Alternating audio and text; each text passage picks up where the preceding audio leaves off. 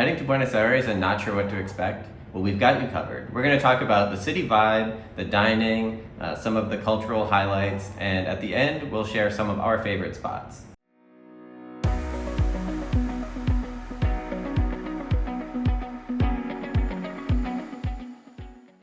Hello, I'm Nate. And I'm Mix. And today we're talking about Buenos Aires. If you are thinking about taking a trip to Argentina, we are going to have a whole bunch of more videos of the other places that we visited, like Patagonia, San Carlos de Bariloche, Cordoba, Mendoza. So be on the lookout for those videos. Please subscribe, that way you'll be notified when those videos come out. So Buenos Aires is the capital of Argentina. It is home to 3 million people. The greater Buenos Aires area has almost 17 million people in it, so it's one of the most populated areas in all of the Americas. Buenos Aires has a very European feel, so it's sort of a mix of Latin and European cultures. It is a sort of a mix between like New York City, Boston, or Paris. You combine those two, you kind of get Buenos Aires. We would sometimes stop and be like, this reminds me of New York, or wait, this reminds me of Europe. So it definitely felt like a mix depending on what neighborhood or even what street you were on sometimes. That's true. And speaking of the neighborhoods, each neighborhood has a very walkable sort of neighborhood feel, but the city is huge. So if you're going to explore Buenos Aires and really see different parts of the city, you're going to need to take Ubers, Cabify, some kind of rideshare. You're not going to be able to walk everywhere. You could, it'll just take you all the day. I was pleasantly surprised by how many parks there were. Just public spaces, green spaces. They also had Wi-Fi, which was really cool. I hadn't seen a city that put so much effort into having Wi-Fi in just their city parks. But one thing that was not so good, there were a lot of dogs, which I love, but it would smell. There were a lot of places that the dog waste was not being picked up. So we like the outdoors, we like the dogs, we don't like the combo smell. Another interesting thing about the parks and some of the green spaces were that there were a lot of fences, which was surprising. True. So around the park itself or around monuments and statues, there were often fences. So the statues, you couldn't go up to them or sit on them like on a city fountain. Or in the parks, there's like an entrance and an exit to the park. So you can't just walk in and out of the square freely. You have to like walk in the park and then walk out of the park by these entrances. The mosquitoes were everywhere. It was a problem. So if you're going to Buenos Aires, just bring bug repellent because it was bad. Some restaurants will have bug spray available too if you ask for it. Apparently that's a thing that some people at the restaurant knew to ask for. So if you don't bring some, there may be some at the restaurant, but definitely safer to bring your own. The restaurant scene in Buenos Aires is great. So there's a lot of good food options. Michelin Stars are recently introduced to Buenos Aires, so there are Michelin recommended restaurants and some with Michelin Stars now. If you go to the Michelin Star, Michelin Guide website, if that's something that you're into. And there's a range of prices there, so some that you could find for very expensive and some that are more affordable. But even besides the Michelin guided restaurants, there's just a lot of great food. From empanadas are everywhere, steaks are everywhere, but you can find international options like tacos, burritos, sushi, ramen. So there are just a lot of options in Buenos Aires, no matter what your taste. The most difficult thing to me about the food scene though was just finding what restaurants to go to, looking for places online or finding reviews for places. So some of that was hit or miss because we didn't really know how to find the right places through our research. If you go on Google, sometimes places have outdated information. It's really best to look on Instagram. And because Buenos Aires is such a big city, it was pretty easy to just pay with our credit cards everywhere, and we were able to use our Visa card and get a good rate. However, cash is necessary if you're going to leave a tip, which we recommend you do. So just bring cash so that you can tip. They can't usually add it to the credit card bill. Yeah, the typical tip is 10% of the bill. That's usually the standard recommendation in Argentina. The restaurant scene is great, but be aware that the restaurant opening times and dinner times are much later than you might be used to. So it's typical for dinners to be 8 o'clock, 9 o'clock, 10 o'clock. So if you're a early eater, you might need to adjust your schedule a bit because restaurants might not be open yet. The party goes on all night. We really didn't party that much when we were there, but certainly you can stay out till all hours in Buenos Aires.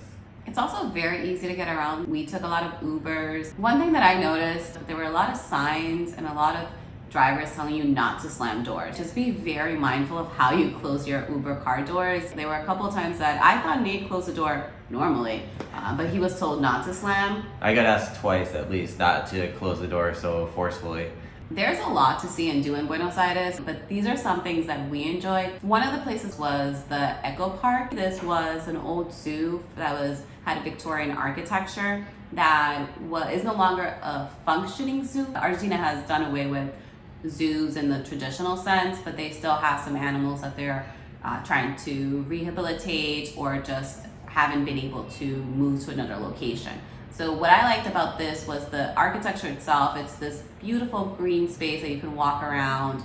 You can see peacocks just walking next to you, which was really cool. There are also some different animals that we hadn't seen before. A good way to spend a couple of hours in the afternoon. Another highlight for us, which was another outdoor green space sort of activity, was the Rosedal de Palermo, which is the rose garden in the Palermo district. And so this is a beautiful, large rose garden, which also has some waterways, and you can rent paddle boats to go out in the water there. The rose garden itself was unfortunately closed when we were there because there was a major windstorm, and they were doing some reconstruction and clearing of those trees that were down. So we got to see it just from the outside, from the fence, which is around the rose garden. Like every green space has their fence in Buenos Aires. But near that is also a string of restaurants and bars under a train track that is nearby the garden. So you can get brunch there or have a drink in the afternoon, a cocktail after you go visit the garden, but it's just a nice little area to explore. We liked a lot of these areas that were sort of big green spaces that just didn't feel that populated. So even though you're in a big city, it's nice to be able to sort of escape and just enjoy nature. One of our favorite meals was at Alacena Trattoria, which is an Italian restaurant. This is some place that we actually were tipped off to by some friends of ours, so we met them for dinner there. And it is one of the Michelin Star restaurants in Buenos Aires, and it's actually very affordable. So for the meal that you get and the service that you get, the price is very reasonable, and it was one of our favorite meals there. It was so good. Like, I'm not usually a big fan of Italian food, but oh my gosh, everything was just, it was cooked well. The presentation was nice. The service was really good. Like, you got everything on time. We went with these friends to a speakeasy, Harrison Speakeasy, which is in the back of a restaurant, and it was really cool because when you get into the restaurant, you have to give them the special word to get into the speakeasy. But before you get to the speakeasy, they give you a little bit of history. And then once you're in the speakeasy, the drinks, oh my goodness, they were actual cocktails. It was one of the few places we were able to have multiple drinks because service was good and they were on top of it. Yeah, it's a very good experience. Another place that we went to that it's kind of surprised that it landed on our list of favorite places because it is a chain was the Blessed Brewery. And I don't know if it was just because the empanada was really good or the drinks were really good, the vibe. It was just a fun spot in the Palermo neighborhood that we stopped by after a long day of walking. And yeah, I just really enjoyed it. We then ended up actually when we were in San Carlos de Bariloche going to the Blessed Brewery there. So just, if you see a Blessed Brewery, go in. You will be blessed. Now, a final highlight from the city for me was the sunsets. You know, the sky in Buenos Aires, I don't know what it is, but there's something different about it. There's, I think, some low cloud cover awesome, but the colors from the sunset just spread throughout the sky and it lights up the whole city. It was something like I hadn't really seen other places in the world. And I love seeing him see the sunsets. You were really into that. I have so many pictures of me just taking a picture of you watching the sunset. Yeah. It was the cutest thing. And we had a great view from our apartment where we got to see the sky, and we were there over New Year's, so we also saw fireworks from that vantage point, but the sunsets were more impressive to me than the fireworks. Yeah, I'll agree with that. So those were some of our highlights from Buenos Aires and letting you know what you could expect when you visit there. I enjoyed it. I don't know if I would need to rush back. I'm glad that we went.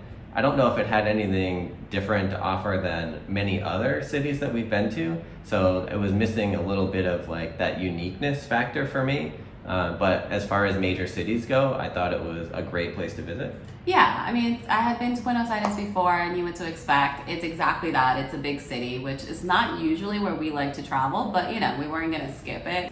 A good food scene, lots to do. You can do all the touristy things you'll see on any list and you'll enjoy yourself. But if you're looking for more of a uniqueness, I probably would choose another city in Argentina. But if you haven't gone, I definitely, go at least once. Buenos Aires is a great spot if you potentially are considering it as like a repeat destination or a place that you might consider as like a second home or a vacation home, if that's something that's an option for you. Because of the size of it, you're going to see something different each time. And so even though it has this big city feel, which is kind of familiar, you're going to get a different experience and learn to appreciate the city more and more the more you visit. And thank you so much for watching. If you have any questions on anything, just drop a comment below or message us on Instagram. Thanks for watching. Film my video like this. Oh, you're gonna mess with my hair. Ready? Is that good? Yeah. Okay, good. Lunchtime.